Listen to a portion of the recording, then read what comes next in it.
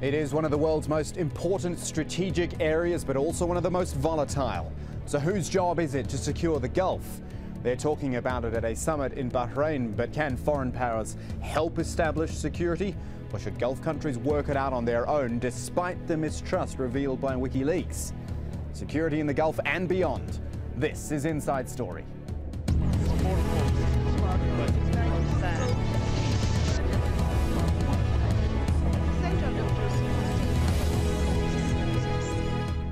Hello there, I'm Kamal Santamaria. Resolving conflict is best done, usually, face-to-face. But what happens when you've been saying things behind someone's back and it's suddenly out in the open, and yet you still have to have that face-to-face meeting? It's kind of what we're seeing in Bahrain right now, the 7th round of the Manama dialogue, which is held every year to discuss Gulf issues and beyond. Only this time it's happening in the shadow of WikiLeaks, and you see there Hillary Clinton taking part. Awkward? Quite possibly. After all, the leaked US diplomatic cables showed relations are not all they seem on the surface, and also in this context painted a different picture of Gulf attitudes, particularly towards Iran, viewed by many as the biggest threat to security in the Gulf. So we're going to look at that, obviously, through the prism of WikiLeaks, but also the role of the GCC, the Gulf Cooperation Council, 6 Gulf nations, but together, what have they, what can they really achieve? We have 3 guests joining us from across the Middle East at the Manama Dialogue Conference. Despite some technical limitations, we have got Stephen Simon, a Senior Fellow of Middle Eastern Studies at the Council on Foreign Relations think tank.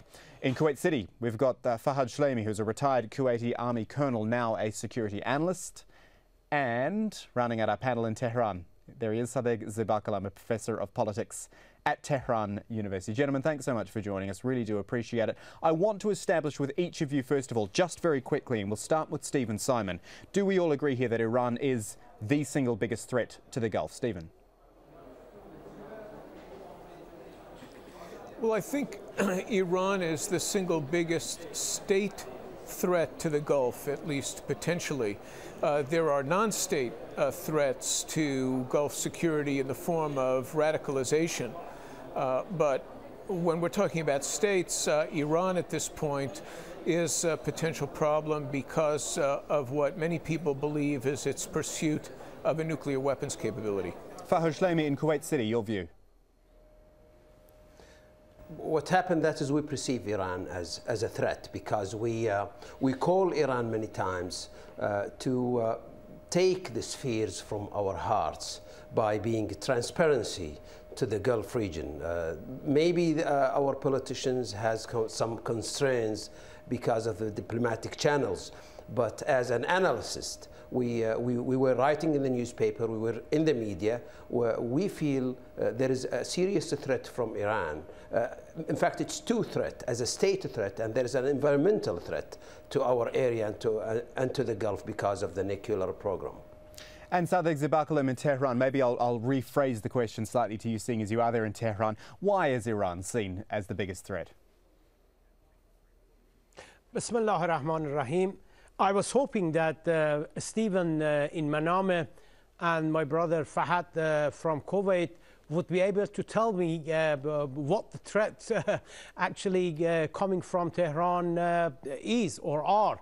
The only thing that I heard was that Iran is developing a nuclear weapon, and we in Kuwait, and we in United Arab Emirates, and we in other GCC states, we just feel threatened. First of all, no one actually has exactly put any date that Iran will acquire the nuclear weapon. And my questions from Steve and Fahad is that imagine that tomorrow Iran will stop, Iran will freeze all its nuclear program. Will you be saying that, okay, we feel safe from Tehran? I doubt very much. So the problem are different. The problem are something else. And I was just hoping that the 2 gentlemen would tell me what is it about Iran that has made them worried? It is a fair question, and I'm going to put it to both of those gentlemen with something additional, because we have heard from Iran's foreign minister at the conference in Bahrain, who appeared to try to address some of these concerns from Arab states. This is what he said: "We have never used our force against our neighbours and never will, because our neighbours are Muslims. Your power in the region is our power, and our power is your power." Fahad Shlamey, what do you think of that? I mean, Sadegh Zibakala makes a fair point. It's all rumour about the, well, it's never confirmed, shall we say, about the nuclear project. And Manusha Mataki is there saying, look, we're not going to use it against you. I think this is a fair question, and my colleague in Tehran, but also we perceive Tehran, it has two words, or as a dragon with two heads. There is the good words come from the first head. The other head is the Revolutionary Guard. If you follow the statements, if you follow the maneuvers, if you follow all issues, the language that they talk to us is carrying the threat and with bad consequences. Also, on the other head, which is the political head, if I may say, or the executive head in Iran, is the politicians. What we hear from them is just only, well, don't worry, we will work together, and there is no work together. Example for there is no work together. There are many serious reports about Iranian involvement in Yemen. There is an involvement in Iraq. There is an involvement in sleeping cells in Bahrain. And there is a report about sleeping cells in Kuwait. These things, and this report that comes from agencies and from news agencies and sometimes from government agencies, that is make us worry. Also, the transparency of the nuclear program, at least for me, a person who lives on the other side of the Gulf, when there is no safe rules about the Bushehr substations, there is some environmental threat. That is why I perceive them a threat. Okay, Stephen Simon, over there in Bahrain, is this what it is? As Fahad said there, we've got a two-headed dragon, I think was his analogy there, or perhaps at the least a contradictory dragon. Well, you know, what one wants to see in a highly contested region like the Middle East is a balance of power. A balance of power is stable, and when there's a balance of power, the prospect of war is low. If Iran were to obtain nuclear weapons, it would greatly disrupt the existing balance of power. You would have one country in the region that was much more powerful than the others, and history teaches us that when there is that kind of imbalance, war becomes more likely. It is not, as you said, I think, a mere matter of rumor that Iran has a nuclear weapons program. Iran certainly had one until 2003, and the IAEA tends to support that conclusion.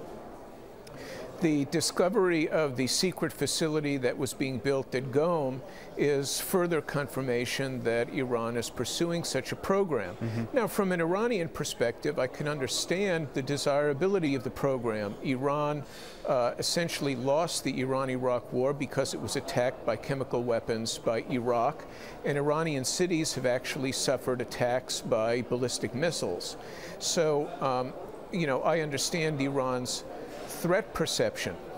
But what we also know from history is that the efforts of one country to strengthen its defenses can become very threatening to neighboring countries and create the very problems that these stronger defenses are intended to deter or ward off. It's a very tricky situation.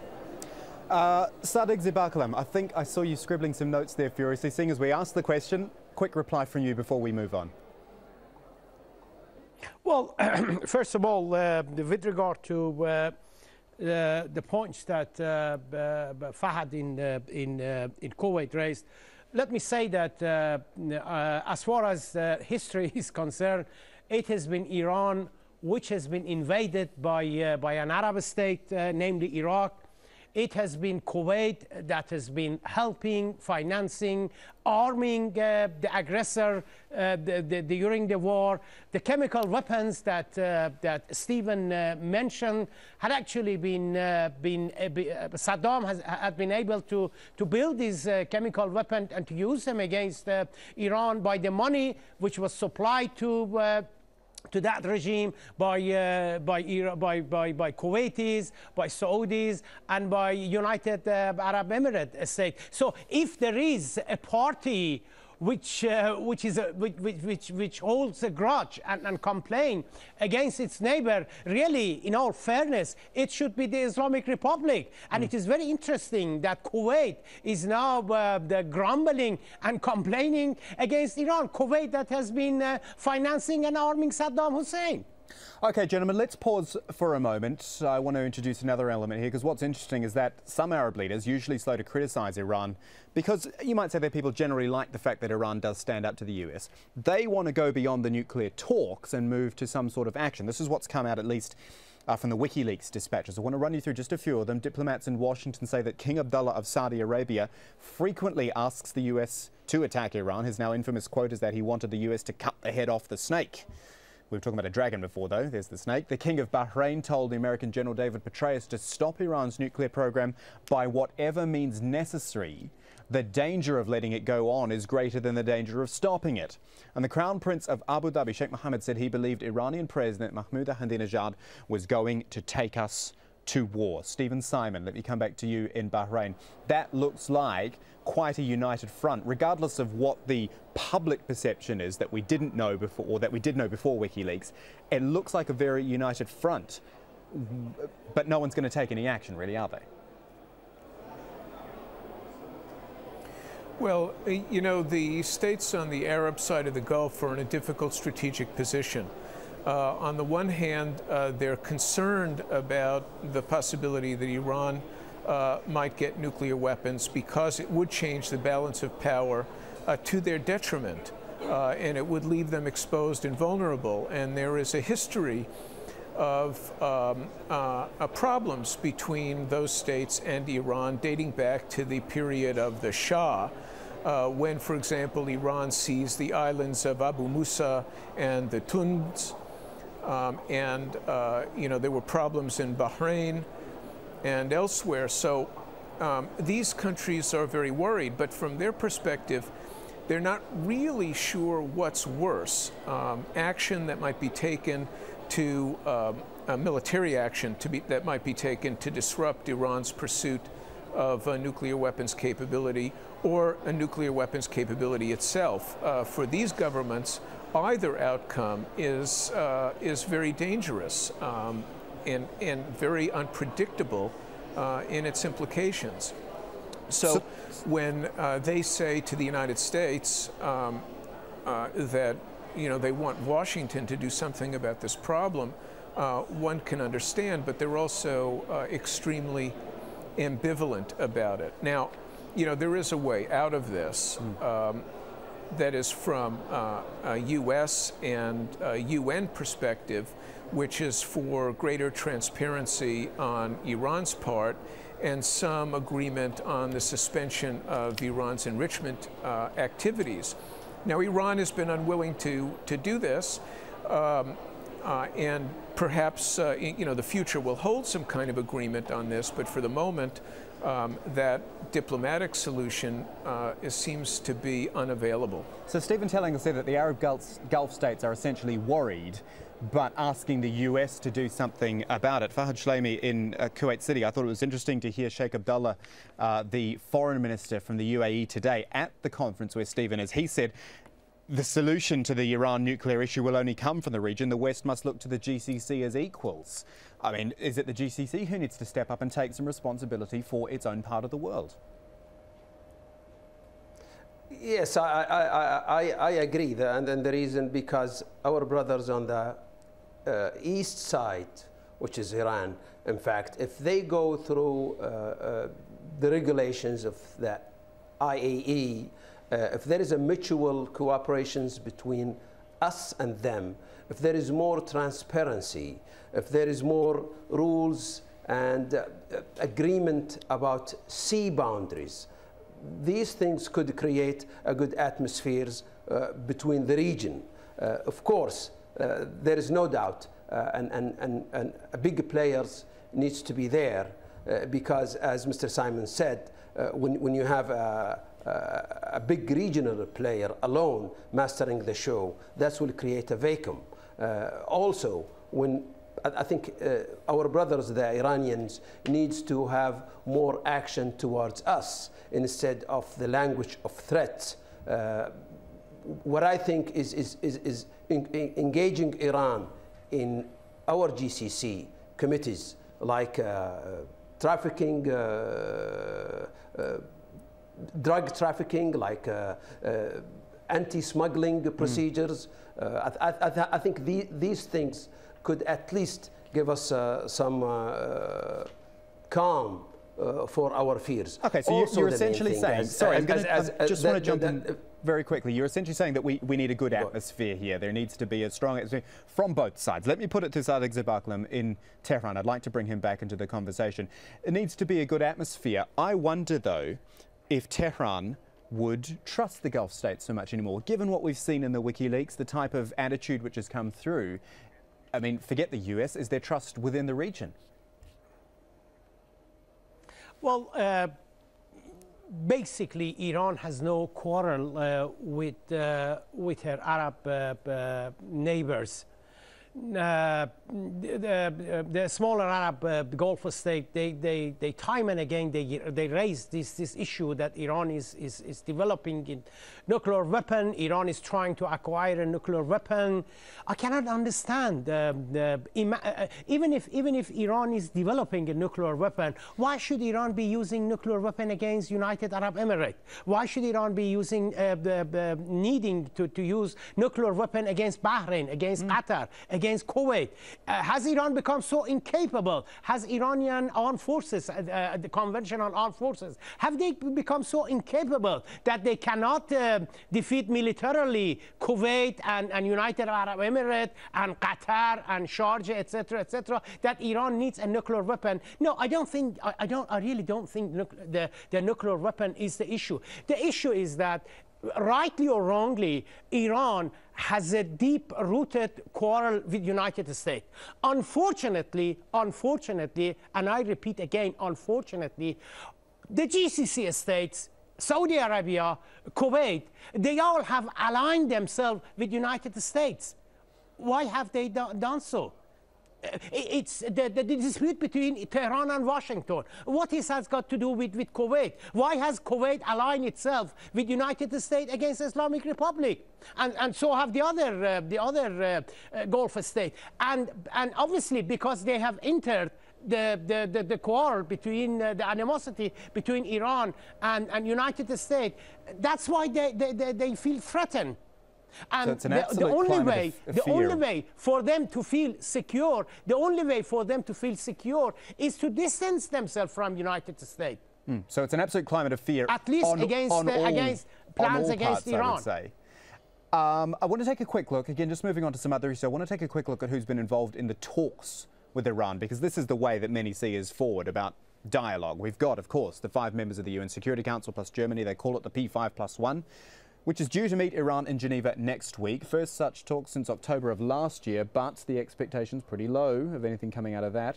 We had Turkey and Brazil, you might remember, which, in contrast, agreed a nuclear fuel swap deal with Iran back in May, but that was rejected. It was too little too late, said the US, which then slapped on some even tougher sanctions on Iran.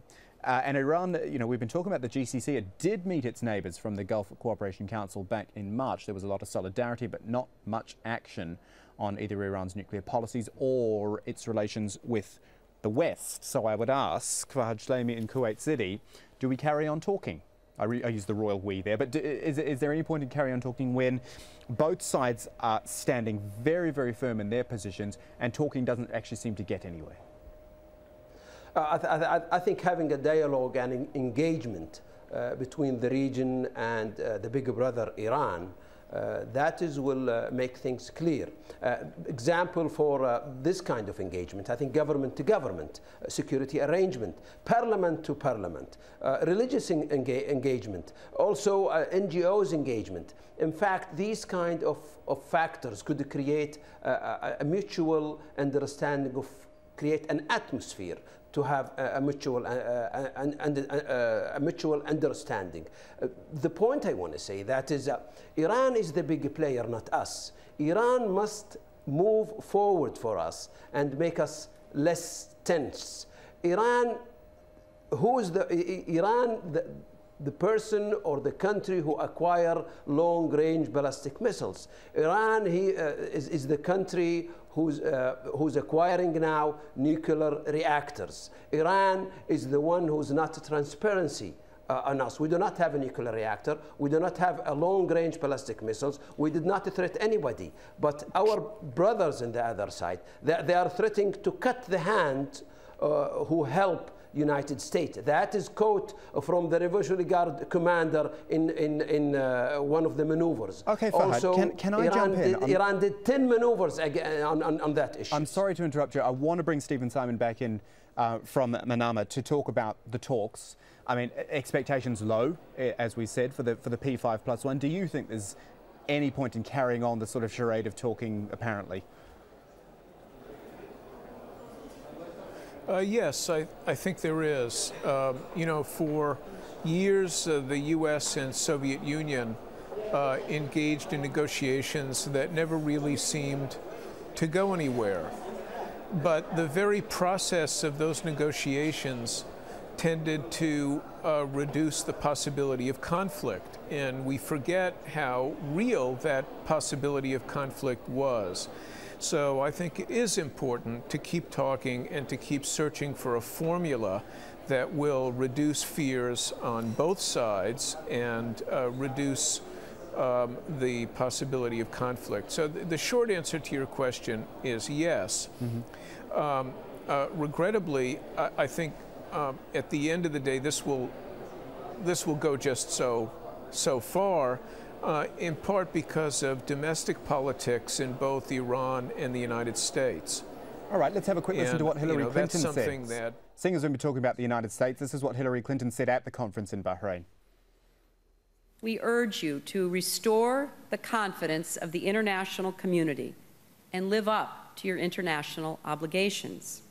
Unfortunately, the most recent IAEA report reflected once again that so far, Iran has chosen a different path, one that leads to greater international concern, isolation, and pressure.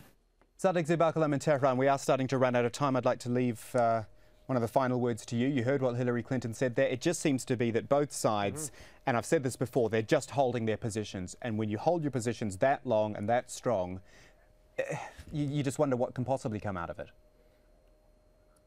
I still have hope that negotiation might bring fruit, because Secretary Hillary Clinton was saying, I believe either it was today or yesterday, that she said that Iran can basically carry on with its enrichment program, provided that Iran can come up with confidence-building measure. Now, that I think that if she really meant it, I think that is a breakthrough, because Iran has been insisting on its fundamental right of enrichment. Now, if Iran can carry out with the enrichment, then I think we can move a step forward and go towards confidence-building measure. And both sides, particularly the Islamic Iran, can provide a lot of confidence-building measure for 5+1. Gentlemen, this has been a great discussion. It's been really interesting seeing another side to the Iran issue, if I can call it that. Thanks to Stephen Simon in Manama, Fahad Shlemi in Kuwait City, and Sadiq Zibakalam, of course, in Tehran. Thanks, guys. And, of course, you, the viewers, thank you for joining us for Inside Story. You can send us comments and suggestions anytime you like. Hop on the email. InsideStory@aljazeera.net is our email address. From the whole team, it's goodbye for now.